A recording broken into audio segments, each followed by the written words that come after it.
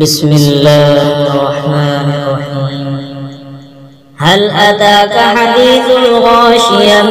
وجوه يومئذ خاشعة عاملة ناصبة تصلى نارا حامية تسقى من عين آنية ليس لهم طعام إلا من ضريع لا يسمن ولا يغني من جوع وجوه يومئذ ناعمة لسعيها راضية في جنة عالية لا تسمع فيها لاغية فيها عين جارية فيها سرر مرفوعة وأكواب موضوعة ونمارق مصفوفة